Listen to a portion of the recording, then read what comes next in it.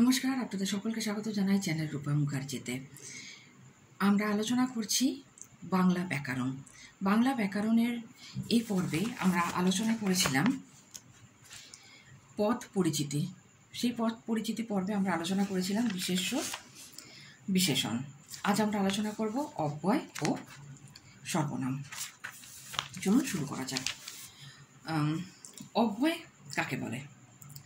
অব্যয় বলতে সেই শব্দগুলিকে নির্দেশ করা হয় যেগুলি বাক্যে পদ হিসাবে ব্যবহৃত হয়েও তাতে বিভক্তি যুক্ত হয় না। লিঙ্গ, বচন ও বিভক্তি ভেদে যেসব শব্দের কোনো ব্যয় বা রূপান্তর হয় না, যেমন এবং, আর, বরং, সুতরাং, কিন্তু, পরন্তু ইত্যাদি। সংযোজক অব্যয় কাকে বলে?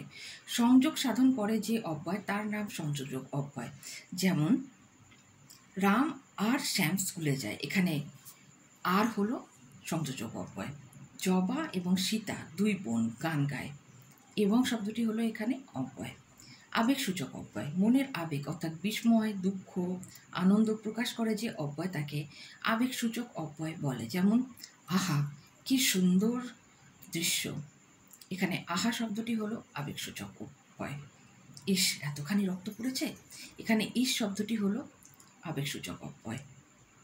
আলংকারিক অব্যয় বাক্যের মধ্যে শোভাবর্ধক শব্দরূপে যে অব্যয় ব্যবহৃত হয় তাকে আবেগসূচক অব্যয় বলে। যেমন আহা কি সুন্দর না শোনালে, আলংকারিক অব্যয়। বাক্যের মধ্যে শোভাবর্ধক শব্দরূপে যে অব্যয় ব্যবহৃত হয় তাকে বলে আলংকারিক অব্যয়। যেমন বটে তার এত অহংকার, এখানে বটে শব্দটি হলো আলংকারিক অব্যয়। তুমি না কাল এসেছিলে, এখানে না শব্দটি হলো আলংকারিক অব্যয়। অন্যয়সূচক অব্যয় এবং তার প্রকারভেদ।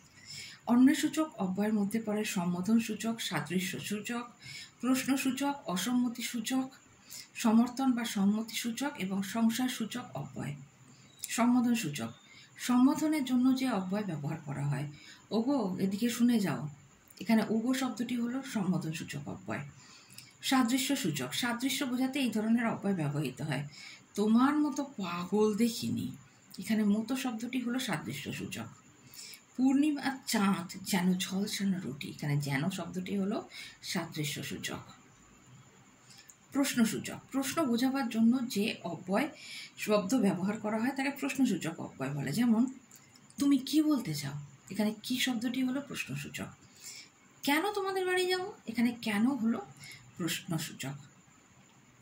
অসম্মতিসূচক অব্যয় অসম্মতি প্রকাশ করতে এইসব শব্দ বা অব্যয়কে ব্যবহার করা হয় বলে এদের বলা হয়ে থাকে অসম্মতিসূচক অব্যয়। যেমন না আমি যেতে পারবো না, এখানে না হলো অসম্মতিসূচক অব্যয়। মোটেই না আমি তা বলিনি, এখানে মোটেই না হলো অসম্মতিসূচক অব্যয়। সমর্থন বা সম্মতিসূচক অব্যয় সমর্থন বা সম্মতি দানের উদ্দেশ্যে এই ধরনের শব্দ ব্যবহার করা হয়। যেমন হ্যাঁ নিশ্চয়ই বলবো, এখানে হ্যাঁ হলো সম্মতিসূচক অব্যয়। আগে আমি শুনেছি, আগে এখানে হ্যাঁ অর্থেই ব্যবহৃত হচ্ছে, তাই এটি সম্মতিসূচক অব্যয়। সংশয়সূচক অব্যয় সংশয় প্রকাশ করলে এই ধরনের শব্দ ব্যবহৃত হয়।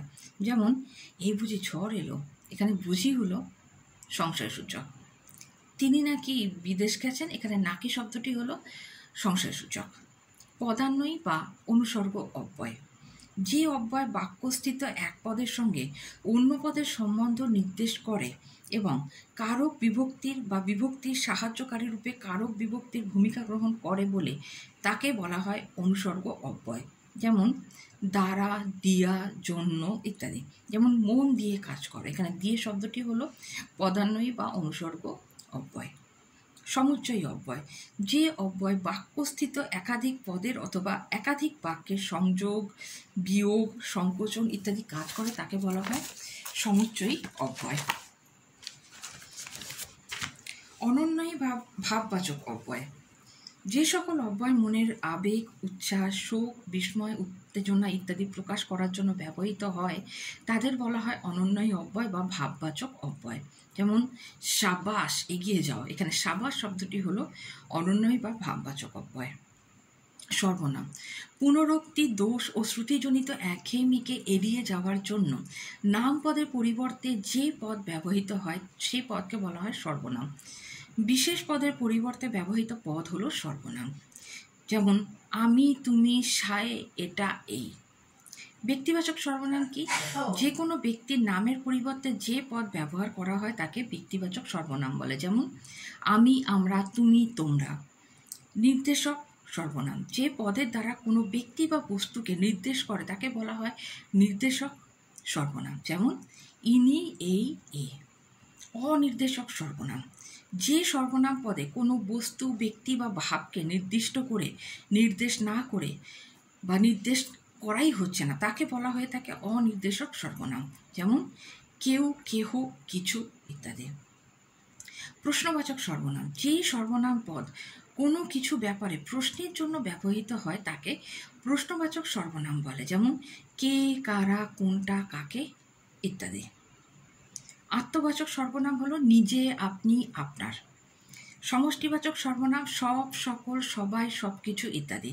সাপেক্ষ সর্বনাম যে, যে, যা, তা, যাকে, তাকে, যিনি, তিনি। পারস্পরিক সর্বনাম পরস্পর, আপনা, আপনি, নিজ, নিজ ইত্যাদি। বিশেষ প্রয়োগ সর্বনাম বিশেষণ রূপে ব্যবহার। এতে গান আছে, এত গান আছে।